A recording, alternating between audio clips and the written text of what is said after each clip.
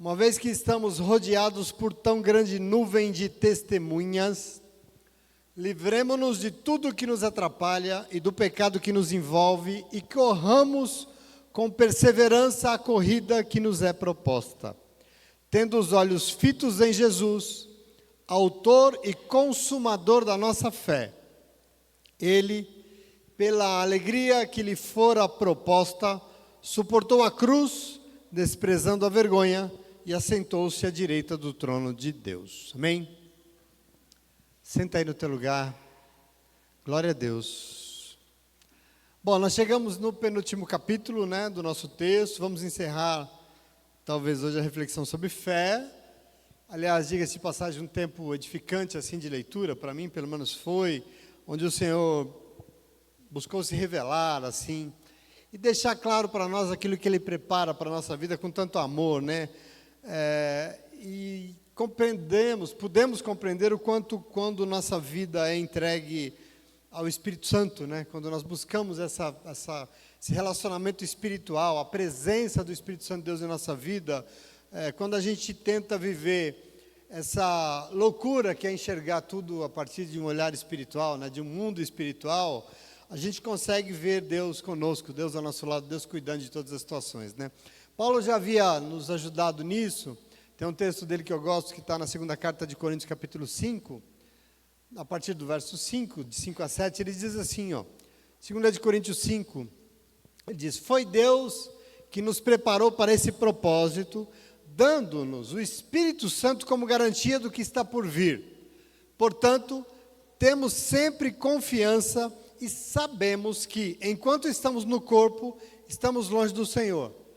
Mas nós vivemos por fé e não pelo que nós vemos. Veja, essa é um pouco a proposta de tudo que nós temos estudado. Porque significa que ainda que nós vivemos nesse corpo, ainda que nós gostemos de desfrutar todas as bênçãos e as delícias que é viver aqui, não é isso que tem que mover a nossa vida. O que move a nossa vida é outra coisa, Nós que somos crentes, que vivemos essa loucura. Nós não nos movemos pelo que nós vemos, Paulo diz, nós somos movidos por fé. E é importante que a gente compreenda isso. Paulo diz que se nós decidimos viver somente a partir dessa perspectiva das necessidades do nosso corpo físico, nós estaremos longe do Senhor. Quem vive só pelo que tem diante de si está longe do Senhor. Por quê? Porque Deus é Espírito. E se nós nos movemos a Deus somente pelas nossas necessidades físicas, nós estamos longe dEle. Porque com o Espírito nós só nos relacionamos através da fé. Isso é muito importante. Então nós meditamos longamente nessa forma de viver e aprendemos muito aqui sobre esses testemunhos que a Bíblia nos deu, sobre o que é uma vida vivida por fé, e não pelo que nós vemos. Nós podemos pensar em muitos momentos. Avançamos muito na nossa leitura com o texto, e aqui ele nos lembra, a partir do capítulo 12, que tudo isso que foi nos dado, todos esses testemunhos tinham uma intenção, a nos estimular também a buscar viver por fé. É isso que o versículo 1 e 2 diz. Todos esses testemunhos tiveram a intenção de estimular você a entender o que é que Deus espera, aquilo que agrada ao Senhor. E ele diz que Deus nos deu, então, uma oportunidade de estar rodeados de uma nuvem de testemunhas. Uma nuvem de testemunhas para, com isso, a gente pudesse se posicionar. Que a gente pudesse se colocar e também viver assim, da mesma forma. Portanto, Hebreus nos lembra que nós não podemos perder a oportunidade de nos livrar de tudo que nos atrapalha a correr esta corrida.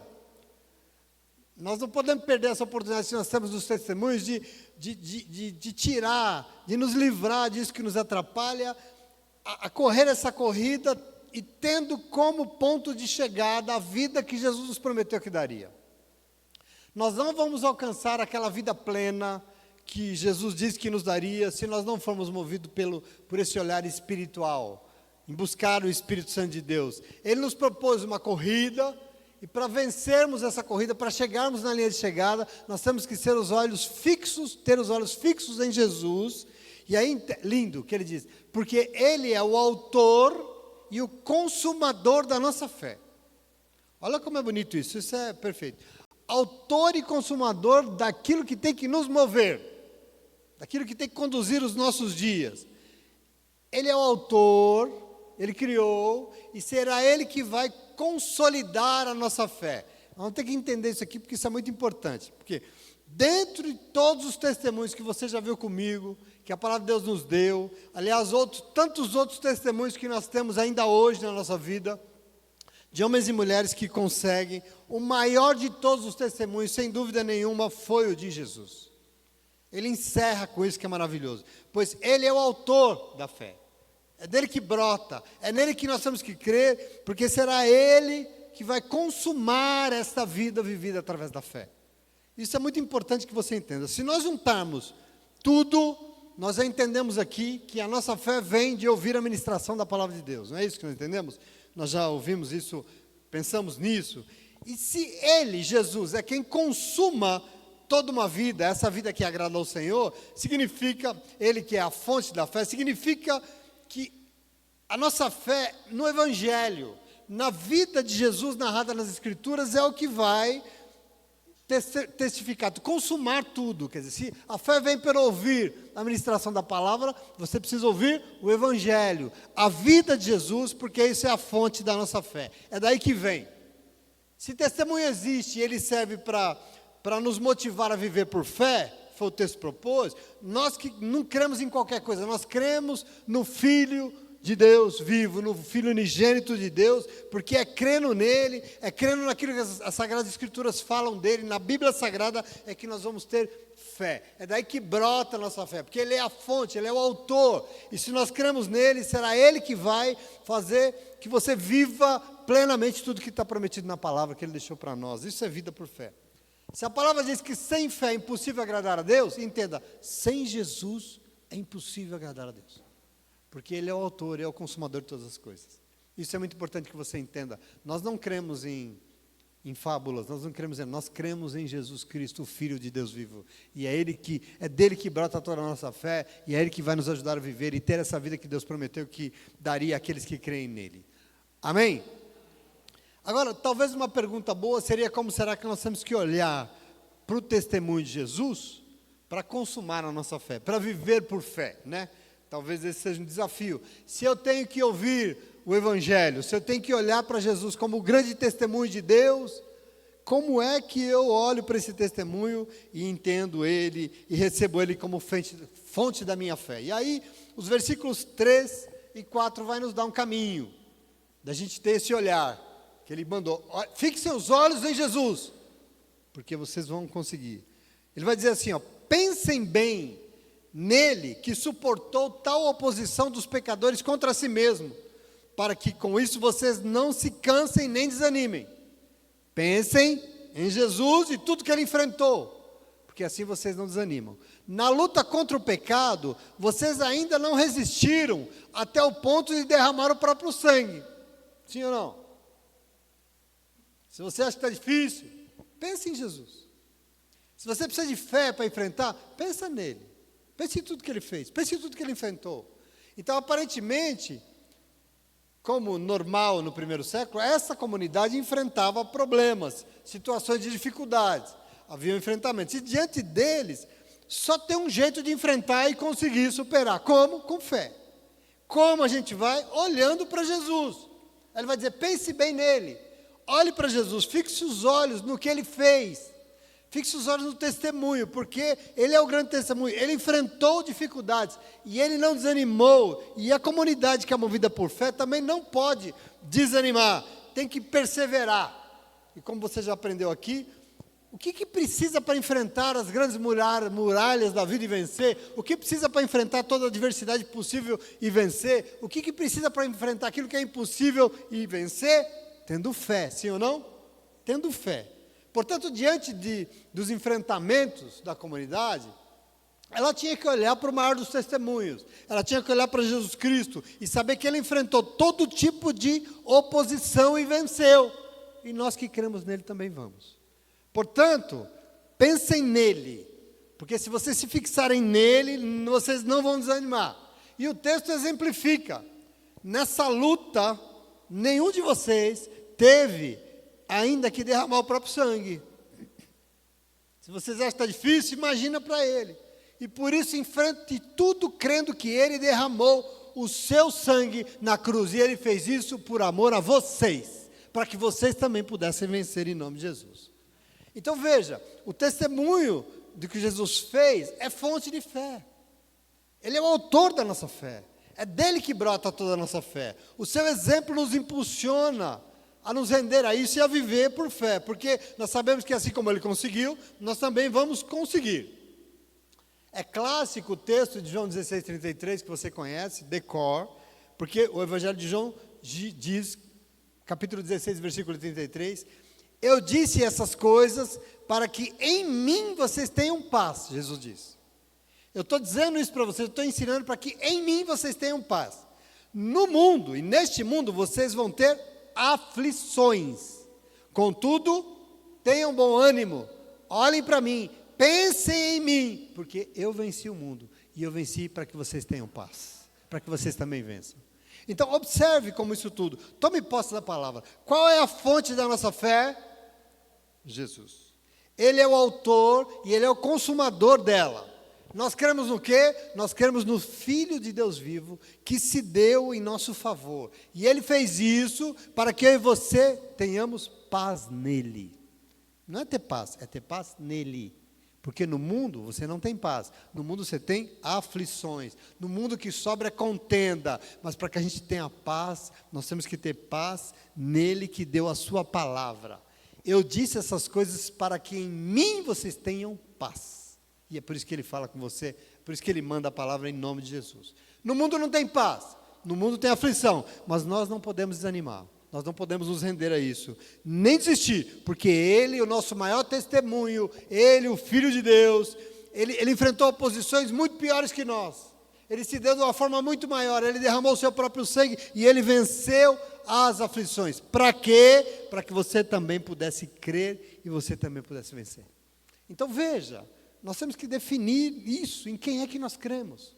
Amém? Isso é muito importante. Nós temos que entender aquilo que o Senhor promete, aquilo que Ele deixou à nossa disposição. E aí no verso 5 ele vai dizer, vocês se esqueceram da palavra de ânimo que Ele dirige a vocês como a filhos. Meu filho, não despreze a disciplina do Senhor, nem se magoe com a sua repreensão, pois o Senhor disciplina a quem ama e castiga todo aquele a quem aceita como filho. Bom, nessa caminhada aqui que a gente está tendo em Hebreus, nós vamos entrar num trecho do caminho aqui que precisa ser bem conhecido, tá bom? É um negócio que eu sempre tive uma certa, né, porque senão nós vamos começar a dizer coisas a respeito com Deus que não bate com o Evangelho. E é importante que a gente entenda, nós somos uma igreja evangélica que também se baseia nos discípulos, nós somos uma igreja também apostólica, mas nós temos que contrapor sempre aquilo que é o apostólico daquilo que é o Evangelho, para a gente poder criar o nosso caminho e compreender aquilo que Deus para a nossa vida. Porque, presta atenção, Hebreus está falando para uma comunidade que tem que enfrentar dificuldades, e ela tinha, e ela tem que enfrentar essa dificuldade olhando e pensando em Jesus, porque isso vai dar perseverança e vitória. E na mesma linha, ela começa a falar sobre as aflições que se abatem sobre as pessoas, todas as pessoas. E uma das leituras mais aceitas aqui, normal, no mundo, é que a origem das aflições da vida, não sei se você já se perguntou por que é que eu tenho que sofrer tanto, de onde vem tanta aflição, que nós sofremos neste mundo porque Deus está nos castigando. Isso é uma leitura meio normal das pessoas. Isso todo mundo, muita gente fala, todo mundo não, mas muita gente fala. Por que que as pessoas sofrem no mundo? Porque Deus está castigando elas dos seus pecados. A mentalidade judaica sobre o sofrimento é baseado nisso. Todo sofrimento é fruto de castigo de Deus. Por que que você é aleijado? Porque você é pecador e Deus está te castigando. Por que que você é cego? Porque Deus está pesando a mão sobre você, porque Deus é fogo consumidor e você está sofrendo, porque Deus está te castigando. Isso era a mentalidade judaica, essa era a maneira de olhar para o judeu, que os judeus tinham de olhar para Deus e para os sofrimentos do mundo. E eu quero que você entenda a ruptura que teve. Eu não sei se vocês lembram, tem muitas histórias na Bíblia. Lembra da história de Jó? Um texto do Antigo Testamento que revela claramente essa mentalidade. Porque se tem alguém que soube o que é sofrimento nesse mundo é Jó, né? Você conhece a história dele? Pois é, ele conseguiu perder quase tudo. Jó era um homem milionário, era um homem o mais renomado da sua cidade, era uma espécie de um sheik aqui, ele era importante. O homem era crente, cheio de leis, cheio de rituais, cheio de orações, cheio de sacrifícios, cheio de cumprir as obrigações religiosas dele. Um homem que cria em Deus, mas que achava que tudo que ele tinha, suas bênçãos, as bênçãos que ele usufruía, vinha do fato dele ser crente. Tem um problema em Jó. E ele sofreu. Ele acreditava nisso. Ele acreditava que Deus o abençoava.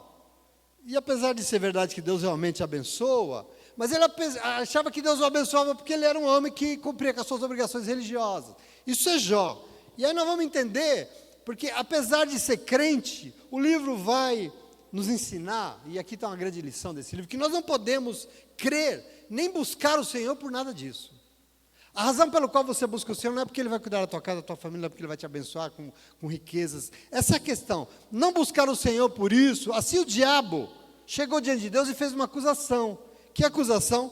Você está comprando a fé de Jó. Porque você abençoa ele tanto, e Deus abençoa porque Ele abençoa, não porque Jó era o que ele era. Deus abençoa. Mas a acusação do diabo foi exatamente essa. Você está comprando a fé dele, porque você abençoa ele tanto, que se você não tivesse abençoado, ele não te adoraria. E aí o Senhor fez o quê? Permitiu, então, que fosse tocado nas bênçãos que Deus tinha dado a ele. Tira as bênçãos dele. Porque aí você vai ver que ele me ama pelo que eu sou, e não pelo que eu dei para ele. Percebe aqui que tem uma luta? Então, toca nele, porque você vai ver que Jó, a fé dele... Mas o problema, sabe qual é do livro? É que Jó realmente se garantia naquilo que ele recebia de Deus. Aquilo era a garantia dele. Porque ele até falou, o texto diz que ele diz, o que eu mais temia me aconteceu. Qual era o grande tema? O medo de Jó era perder as coisas, era perder tudo que Deus tinha dado para ele. E aqui está um problema que o livro vai revelar. Porque aquilo que ele mais temia foi tirado dele. E foi tirado, e ele perdeu seus filhos, as suas filhas, ele perdeu suas posses, a sua dignidade, ele perdeu sua saúde, ele passou a morar num monturo de lixo na porta da cidade, para você ver como foi o tamanho, a degradação. E em meio ao seu maior tormento, ele foi visitado por três amigos que chegaram lá, olharam a situação e deram uma sentença. E qual foi a sentença? Jó, o que foi que você fez? Para você ter acontecido isso, você pecou e Deus está te castigando. É a mentalidade judaica. Por que você sofre? Porque Deus está te castigando. Porque Deus está pesando a mão. Agora, no próprio livro de Jó, diz que não foi nada castigo de Deus. E quem disse isso? O próprio Deus. Jó estava sofrendo porque ele colocava a sua confiança nos lugares errados. Ele deu uma brecha. E na sua brecha, no seu medo, ele foi atingido naquilo que ele achava que se garantia. Na sua fé em Deus. E aqui tem uma fé errada. E Deus vai dizer, aliás, sobre os amigos de Jó, aquilo que os amigos de Jó achavam que estavam defendendo a Deus, versículo 42, versículo 7, capítulo 42, versículo 7, diz assim, só para você entender, sucedeu, pois, que, acabando o Senhor de dizer a Jó tudo que ele disse, o Senhor disse a Elifaz, o temanita, amigo de Jó, a minha ira se acendeu contra ti, contra os teus dois amigos, porque você diz coisa de mim que não é correto. Quem disse isso? O Senhor. Tudo que vocês disseram de mim não é verdade. Que eu estou pesando a mão sobre ele, que eu estou castigando, porque ele... É mentira, eu não disse isso, eu não fiz isso. O próprio Deus desmonta essa lógica de que nós sofremos porque Deus nos castiga. E diz o texto que Jó teve que orar por eles para não serem consumidos. Quer dizer aqui que o sofrimento de Jó, aquilo que ele amargou, não foi porque Deus estava castigando, como os amigos dele disseram. É isso mesmo, segundo o Senhor, não é isso. Deus não nos castiga para que nós soframos, queridos, em nome de Jesus. Ele não deseja castigar ninguém, muito pelo contrário, o Senhor deseja nos salvar de todo o mal deste mundo. Esse é o projeto de Deus. Então nós temos que entender a fonte de tudo isso. Sobretudo o mal de achar que Deus está comprando a nossa adoração, que nós podemos fazer barganha com Deus. Isso é um mal. Nós temos que adorá-lo por aquilo que Ele faz. E por isso não existe castigo de Deus. Presta atenção. Até hoje, muitos grupos religiosos, denominações, acreditam que todo sofrimento do mundo existe porque Deus está castigando. Por que a pessoa sofre? Ele não é predestinado. Porque ele é um desviado, então ele está sofrendo. Mas, querido, em nome de Jesus, vamos entender isso. Deus castiga os nossos... Não. Era exatamente isso que os hebreus acreditavam. Eu estou falando isso porque o texto é focado nisso. O texto, nesse momento que eu li, vai voltar num provérbio lá atrás, Provérbios 3, capítulo 11 e 12, versículo 11 e 12, porque no Provérbios, lá atrás, diz assim, ó, meu filho, não despreze a disciplina do Senhor, nem rejeite a sua repreensão, pois o Senhor disciplina quem ama, assim como o pai faz com o filho que deseja o bem. O texto vai voltar lá no provérbio, para reafirmar a antiga crença dos hebreus, uma antiga visão de Deus, um Deus castigador. E essa visão está preservada aqui nos hebreus, que estava lá no provérbio, eles mantiveram, e eles fizeram isso por uma razão muito simples. Não estamos considerando alguém chamado Jesus Cristo. A tradição dos hebreus não consideraram Jesus Cristo. E aqui tem uma tradição que foi preservada em Hebreus, que nós precisamos pensar nisso. Os grupos religiosos que baseiam a leitura de Deus, daquilo que eles entendem que Deus, talvez não na Bíblia, mas nas tradições do Antigo Testamento, tem esse problema. Nas leituras que fizeram a respeito de Deus no Antigo Testamento, como Hebreus está fazendo, que mesmo diante de Jesus Cristo, acaba achando que o sofrimento no mundo existe porque Deus castiga. Um dia Jesus está passeando ali, na região, os discípulos veem um cego, e a pergunta do Evangelho de João é: Jesus, quem foi que pecou, ele ou seus pais, para que ele estivesse sofrendo? Jesus falou, nem uma coisa nem outra. Quem disse que Deus castiga ele, por isso que ele está cego? Ele está cego por um problema que Deus não tem nada com isso. Então veja, tem aqui uma leitura, por exemplo, que eu não sei se a gente tem que levar, entender o contexto que foi construído. Nós estamos remontando a uma tradição do Antigo Testamento, e todo o Antigo Testamento é a mesma lógica. Todo sofrimento do mundo é castigo de Deus. Hoje, tem crianças, bebês recém-nascidos na África sofrendo e morrendo de fome? Tem. Tem de monte. É porque Deus está castigando os recém-nascidos? Estão sofrendo. Meu irmão, veja, a tradição existe, ok. As leituras, que eu acho até meio preguiçosas, existem. Entretanto, o autor e consumador da nossa fé não é a tradição. O autor e consumador da nossa fé não é as novas tradições cristãs. Presta atenção aqui. Porque o que gera e fortalece a nossa fé é Jesus Cristo. Então nós temos que olhar para Jesus Cristo. E quando eu olho, e quando eu leio o Evangelho, quando eu leio sobre a vida de Jesus, o que ele disse, os ditos de Jesus, eu não vejo nenhum Deus pesando mão nenhuma, não. Sabe o que eu vejo em Jesus? Eu não vejo Deus castigando, não. Muito pelo contrário, eu vejo um Deus que sofreu no meu lugar, que foi castigado por mim, que sofreu para que eu pudesse ser salvo. E não que está preocupado em castigar o pecador. Jesus não castiga o pecador, Jesus vem e mostra o pecado para que ele se arrependa e mude de vida. Então essa leitura, ela tromba um pouco aquilo que as pessoas acreditam e as tradições acreditam com o Evangelho, com aquilo que Jesus é. E nós temos que pensar nisso. Deus é fogo consumidor que pesa a mão. Vigia, crente, porque Deus vai te castigar. Vai? Não vai. No máximo vai te mostrar. Vai te alertar, vai te mostrar o caminho errado. Mas, querido, misericórdia é misericórdia. O Senhor vem propor misericórdia. Misericórdia é assim, ó, pare de pecar, porque vai dar errado a tua vida. Não é porque eu vou te castigar, porque vai dar tudo errado. Porque o mundo vai pesar a mão. E aí, em Jesus, nós não vemos esse castigo, não. Nós vemos Ele sofrendo em nosso favor. Sofrendo para nos salvar. De um Deus que nos ama. Então, meu irmão, minha irmã, veja. Para a nossa vida ir para água abaixo, para a nossa vida virar um eterno sofrimento, Deus não precisa fazer nada. Sabe por quê? Porque nós somos expert nesse negócio de produzir sofrimento. A gente sabe tudo disso. A gente sabe como a gente faz para desandar tudo. A gente é bom nisso. A gente aprendeu, não sei aonde, mas a gente é bom. Mas você sabe o que Deus precisa fazer para o negócio começar a dar errado? Só se ausentar. Só a ausência dele já basta. Quer ver o sofrimento tomar conta? Basta não acreditar e não começar a considerar o Senhor, pronto. O negócio desanda. Pronto, presta atenção. A fonte de todo sofrimento humano não é Deus que castiga. A fonte de todo sofrimento humano é a obstinação do ser humano que faz sofrer a si e aos outros que estão à sua volta. Essa é a única fonte, não tem outra. E você precisa entender, diante de tanta obstinação, sabe o que Deus faz? Tá bom, vai. Faz aí. E nós temos que entender isso. Deus não precisa mover 1 milímetro para produzir sofrimento. Deus está pesando a mão. Você já imagina a mão de Deus pesando sobre alguém? O que vai ser dele? Vai sobrar o quê? Deus pesa a mão. Ah, mas ele está pesando o dedo. Não tem como. Não é esse o princípio do Senhor. Aliás, se bem que eu acho que tem umas pessoas que Deus precisava... mas não faz. Deus não age assim, Ele não é assim, meu irmão, em nome de Jesus. Para a gente sofrer, não basta que Ele não faça nada, basta a ausência de Deus. E nós temos que tomar posse disso. Portanto, que me desculpe aqui os hebreus da tradição, os cristãos que entendem isso, mas eu não tenho como olhar para Jesus e entender que eu passo por situação de sofrimento porque Deus está me castigando, porque eu não vejo Deus em nada do meu sofrimento. Às vezes eu vejo que Ele não está, por isso que eu estou sofrendo. Eu vejo que Ele se ausentou mesmo, porque eu sou burro, eu sou teimoso, é por isso que eu sofro. E eu tenho que começar a dividir isso. Logo Ele que enfrentou tanto sofrimento, muitos maiores do que os meus, e venceu todos eles, para me ensinar a vencer todo sofrimento. Esse é o plano de Deus para a minha vida. Mas antigamente, acreditava-se isso. Está passando por dificuldade? Está ruim? É disciplina de Deus, foi o que nós acabamos de ler. E Hebreus propõe isso. Veja o verso 7. E aí ele vai dizer assim, ó, você está sendo castigado, então suportem as dificuldades, recebendo-as como disciplinas.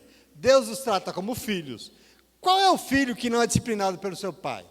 Se vocês não são disciplinados, e a disciplina é para todos os filhos, então vocês não são filhos legítimos, mas sim ilegítimos.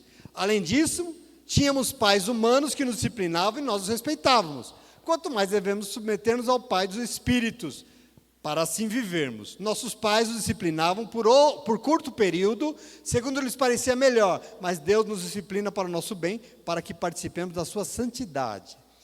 A mesma linha, atuada. Na cabeça do escritor aqui, disciplinar alguém é impor sofrimento. E isso, aliás, é muito antigo, né? Aliás, na antiguidade era muito comum, né? Como é que você se corrigia filho antigamente? Como é que era? Os mais velhos, tem gente velha que disciplina. Na porrada, hein, Alvino? Fala aí. Lá na Bahia fazia besteira e o pau comia na cabeça. Ok. Hoje a gente faz isso? Quem tem um mínimo de civilização não faz, sim ou não? A gente não faz, espero que não, né? É minimamente civilizado, não faz isso. Filho se corrige de outra forma, né, Celi? Se corrige com amor. E se a coisa desandou, é porque a gente não entendeu bem o que é amor. Porque a gente confunde tudo, a gente confunde carência com amor, a gente confunde tudo. A gente não entende, porque amor, de verdade, amor, quem ama na verdade fala sério, quem ama diz não, quem ama impõe limites, quem ama cumpre aquilo que falou, quem ama honra, quem ama dá testemunho e exemplo na vida dos filhos, isso é amor, não é dando porrada não. Então a gente tem que entender essa mentalidade antiga, a gente ama quando diz a verdade, não é quando passa a mão na cabeça. Deixa eu perguntar, Deus te ama? Ele dá porrada em você? Não. Não dá. Ele passa a mão na tua cabeça? Então ele está te ensinando como é que você ama. Sim ou não? Como é que você educa um filho? Sim ou não? Não é no castigo, né? É disciplinando. Ele não tinha de supapo, enche? Não. Mas diante das suas obstinações, ele costuma, tá bom, vai lá. Faz do jeito que você quer. Você não é cabeçudo? Vai lá e faz. E aí você vê o resultado da tua vida. Vem o quê? Sofrimento. Essa é a nossa história, essa é a nossa vida. A situação não entender a partir disso. Filho é obstinado? Não conta comigo, ponto. Isso é um pouco Deus. Deus nos disciplina? Sim. Como? Não tem dúvida. Nos castigando? Não. Se ausentando. Castigar ele nem precisa. Não tem essa necessidade. Basta deixar você à mercê de você mesmo, das suas escolhas, que o negócio vai dar tudo errado e ponto. Então nós precisamos contemporizar isso que está sendo escrito a partir da realidade que era lá culturalmente. Antigamente não se pensava assim.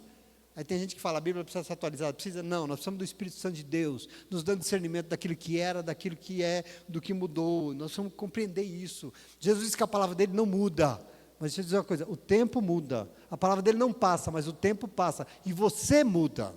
Por isso você precisa do Espírito de Deus, fazer isso aí que mudou, entender o que foi escrito há 2000 anos atrás, como era a vida lá, e como mudou, e como é que é hoje. Olha para Deus, e você vai ver que Deus lá atrás não dava porrada, Ele continua não dando, Ele não castigava lá atrás, Ele disse que Ele não castigava, Ele disse em Jó, Jesus disse, e Ele continua dizendo, eu não castigo não, todo esse sofrimento é culpa sua, é você que é obstinado em nome de Jesus. Amém? Versículo 11, ele vai dizer o seguinte, nenhuma disciplina parece ser motivo de alegria no momento, mas sim de tristeza. Mais tarde, porém, vai produzir frutos de justiça e paz para aqueles que por ela foram exercitados. Portanto, fortaleçam as mãos enfraquecidas e os joelhos vacilantes. Façam caminhos retos para os seus pés, para que o manco não se desvie, antes seja curado.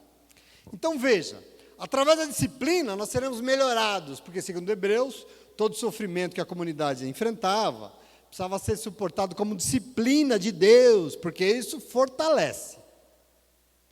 Bom, se eu digo que eu olho para a vida de Jesus e eu não vejo ele causando sofrimento, uma coisa eu tenho que dar, crédito para o texto. É verdade, isso nos fortalece. Então eu queria dizer para você, se Deus não nos castiga, se o sofrimento é fruto das nossas obstinações, Deus vai nos disciplinar como?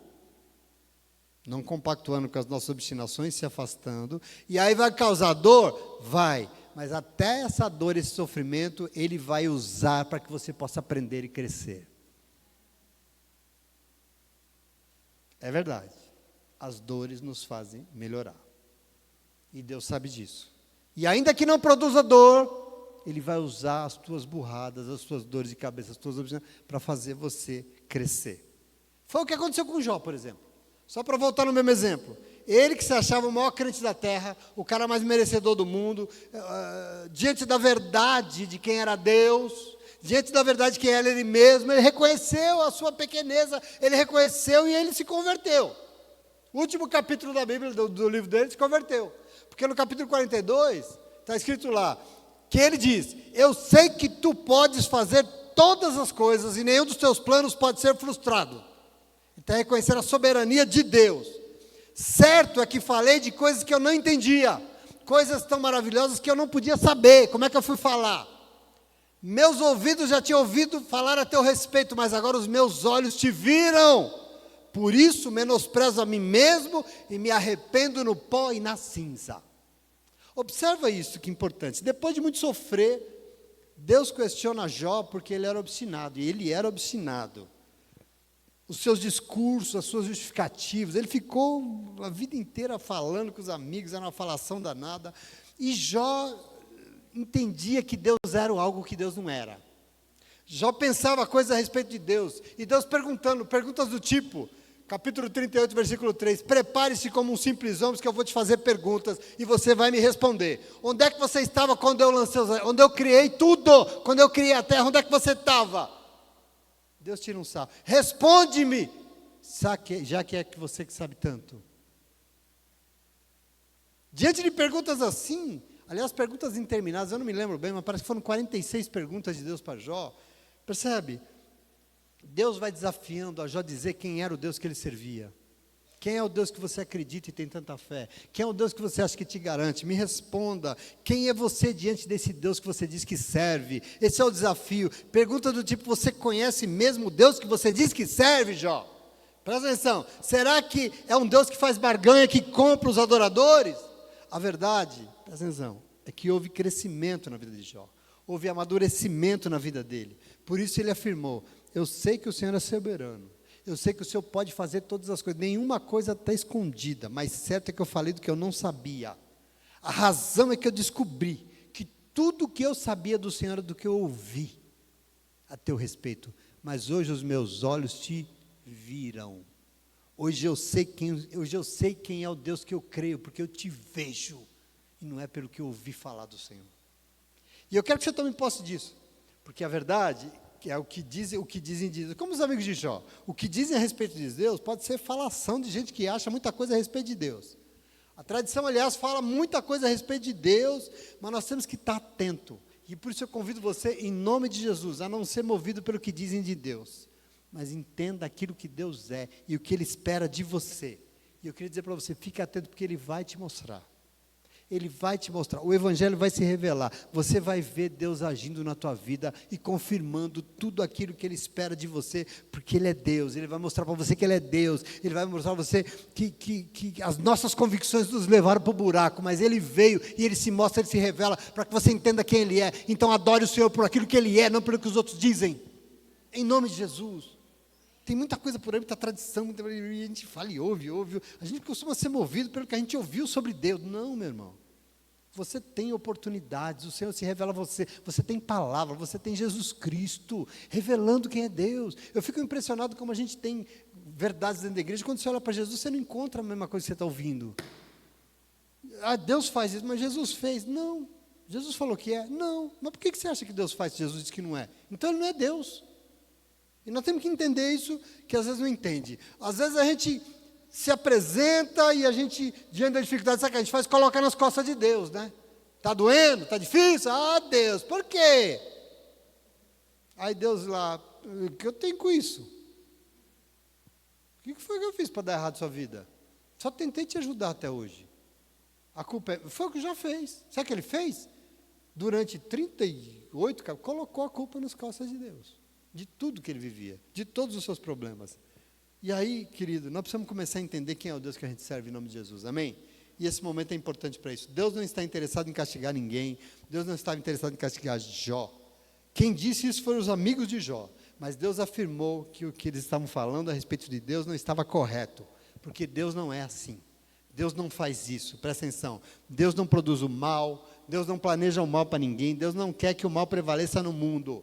Por isso, querido, em nome de Jesus, mesmo que o mal faça parte, porque Ele faz, mesmo que a coisa dê errado, a gente sofre, é um mundo obstinado, por pura misericórdia, Deus fez o que o Hebreus falou que Ele fez e Ele faz. Deus usa os sofrimentos causados por tanta dificuldade que a gente mesmo causou, para nos fazer crescer, para nos fazer melhorar, para nos fazer ser homens e mulheres de Deus. Hebreus tem razão. E o apóstolo Paulo afirmou em Romanos 8, 28, e a gente tem que entender porque ele falou, Romanos 8, 28, que sabemos que todas as coisas cooperam para o bem daqueles e daquelas que amam a Deus, daqueles e daquelas que são chamados segundo o propósito de Deus. Por que todas as coisas? Porque todas as tuas dores, os teus sofrimentos, tudo aquilo que deu errado, tudo aquilo que tem causado tanta dor em você, Deus não tem nada com isso, mas Ele vai usar isso para fazer você crescer. Porque todas as coisas na tua vida vão ser usadas, basta você amar o Senhor. E sabe o que eu acho mais interessante? Eu estou indo para o final. Que todo esse tempo de obstinação de Jó, tentando se justificar, sabe o que Deus fez? Sumiu. É impressionante. Capítulo 1 fala de Deus, 2 fala de Deus, e Deus some e aparece no capítulo 38. Por quê? Porque Deus não se relaciona com as nossas obstinações, com a nossa teimosia, com o nosso falar, com o nosso achar, com as nossas justificativas, porque é isso, porque é aquilo, porque eu não mereço sofrer. Jesus falou, não mereço sofrer, maldito dia que eu nasci, para que isso, meu Deus, para que Deus me deu uma sogra dessa, para que esse marido, para que... Deus sumiu da vida dele por 38 capítulos, 36 capítulos. Deus não se relaciona com isso em nome de Jesus. Mas quando Ele vem para mostrar, eu não fiz nada disso com você, a sua própria obstinação fez, mas eu estou aqui porque eu vou restaurar a tua vida. E Deus restaura a vida do homem inteira, depois que mostrou para ele quem ele era de verdade, depois que já entendeu quem era Deus, depois que já entendeu quem era ele, um nada diante de Deus, um nada. Deus restaurou a sua vida em dobro, em nome de Jesus, amém? Plano de Deus, por isso que Ele faz. Hebreus tem razão, o sofrimento nos melhora, por isso que a gente sofre. Ai, Deus, não, esquece Deus. Deus não tem nada, Deus não fez sofrimento. A gente sofre porque a gente é obstinado, mas Ele pode ser usado pelo Senhor. E Ele vai ser usado pelo Senhor, porque Ele vai nos melhorar. E quando a gente enfrenta, a gente se fortalece. Inclusive o texto diz, e eu encerro, para o nosso bem, e para que nós participemos da sua santidade. Não precisa ser masoquista e adorar sofrer. Mas você tem que entender, os momentos de dificuldade da tua vida serão usados pelo Senhor, para o teu bem, para que você melhore, para que você pare de ser obstinado, para que pare de fazer burrada, de dar cabeçada. E ainda, Ele vai usar isso para que você participe da santidade dEle em nome de Jesus. Amém? Eu não vou continuar, tem mais coisa para ler aqui, mas entenda, o único castigo que Deus pode ter na tua vida é sair dela. Não precisa mais nada. O mundo que vive em plenitude de paz, de harmonia, até o momento que o homem foi obstinado e Deus se afastou da obra. Deus se afastou da criação. Deus colocou, Deus fechou o jardim. E ao se afastar, o mal tomou conta, o homicídio veio, o mal veio, a vingança veio, a violência veio. Porque o que habilita tudo isso é a ausência de Deus. E nós temos que entender isso. Deus não é responsável. E ainda que essa ausência nos disciplina, ainda que a colheita da nossa semeadura foi ruim a vida inteira e causou muita dor, tudo isso vai ser usado pelo Senhor para o nosso crescimento e para que você alcance a santidade em nome de Jesus. Amém? Semana que vem nós vamos falar de santidade, então, que é o que o texto vai propor aqui agora, esse caminho de santidade daqueles que são melhorados pelo Senhor, ainda que com muitos choros, ainda que com muitas lágrimas. Não esqueça nunca a promessa no Antigo Testamento, ainda que você semeou em meio a muitas lágrimas, você vai voltar colhendo com muita alegria, com plenitude você vai colher da tua semeadura, porque o Senhor é Deus, Ele é bom, e o que Ele tem para você é vida plena e abundante e feliz, porque é o que Deus planejou para todos nós, em nome de Jesus, amém? Você recebe essa palavra? Glória a Deus, semana que vem tem mais, muito obrigado, aplauda ao Senhor, porque Deus é maravilhoso. Fica de pé, vamos adorar o nosso Deus, glória a Deus, aleluia.